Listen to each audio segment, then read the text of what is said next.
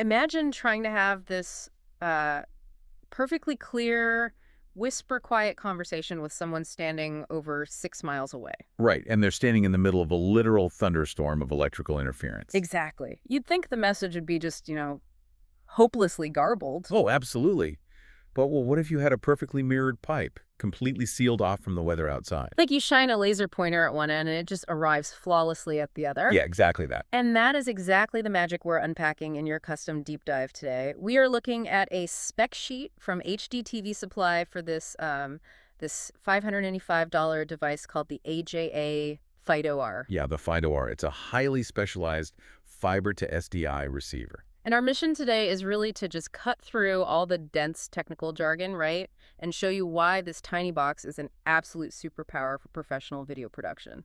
It really is. I mean, at its core, this device is just a translator. A translator. Right. It takes a fiber optic cable, which uses pulses of light to send data, and it plugs into this tiny little port called an LC connector. Okay, so it's taking the light in. Yep. And then it translates that light back into a standard electrical video signal. Yeah. Then it sends it out through standard heavy-duty broadcast cables. Right. Those are the BNC outputs that are listed on the spec sheet. Exactly. So it's turning light back into a usable video signal. And this is where that mirrored pipe analogy comes in, right? Because we aren't just running a cable across a television studio here. Oh, not at all. Fiber optics contain that light so perfectly that you can run a cable up to 10 kilometers. Which is over 6 miles. That's just mind-boggling, right? And it does that without losing any of the incredibly dense video data. Wait, none at all? None. That includes HDR, high dynamic range. So you are keeping all that rich, cinematic color and contrast perfectly intact over that massive optical tether. Completely uncompressed. Completely uncompressed. Okay, but I am looking at the spec sheet right now, and it specifically calls this a one-channel receiver. Mm-hmm.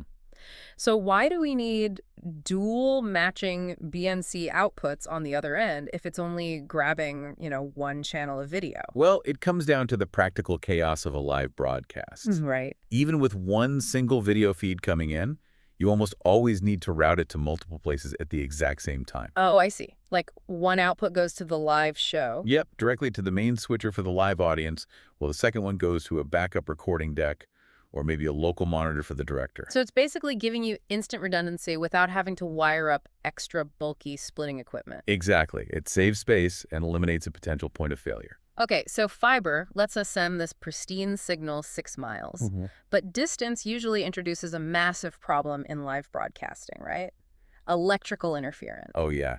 The dreaded ground loop. Ground loop, right. Yeah, when you connect two pieces of equipment that are plugged into different power sources really far away from each other, they often have slightly different electrical potentials. Right, and then that voltage difference travels along the copper video cables. Exactly, creating this unintended electrical current.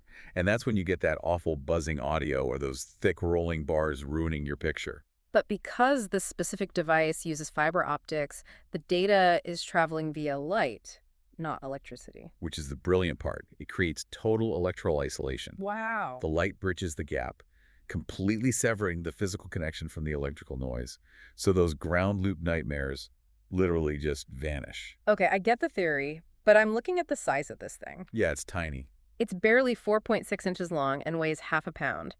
In a live broadcast truck, gear gets kicked, it gets dropped, and crammed into racks that get incredibly hot. Oh, they get boiling in there. So how does a lightweight kind of plastic-looking box not just melt or snap when it's strapped to a camera? Well, the secret is actually in its tiny 2-watt power draw. 2 watts, that's nothing. Right, because it's hyper efficient. Pulling just 5 to 20 volts DC, it barely generates any internal heat at all. Ah, so it doesn't need cooling fans. Exactly. It doesn't need bulky, fragile cooling fans to survive. Mm-hmm. The low-profile enclosure passively dissipates heat so well that it operates safely in environments up to 104 degrees Fahrenheit. So the low power isn't just about, saving electricity on set. It's actually a thermal survival mechanism. Spot on. And that's why you see a 5-year warranty on this hardware. It's sold by HDTVSupply, and they're a vendor with 25 years in the global AV market. Right. They know what survives out there. Exactly. There's deep institutional confidence that these tiny boxes will survive the field. So what does this all mean for you listening? The AJA FiDo-R is essentially the invisible workhorse of the video world. Yeah, it's a tiny heat-resistant bridge ensuring flawless visuals over massive distances. It handles the complex physics so creators can focus entirely on the art. Precisely. Which leaves me with a final thought for you to ponder today. If a pocket-sized 2-watt box can already transport pristine HDR video over a 6-mile optical tether without a hint of electrical interference, Yeah. how might this ultra-compact fiber technology completely decouple camera operators from the physical confines of traditional broadcast studios in the near future? Could the whole world just become one giant, flawless soundstage?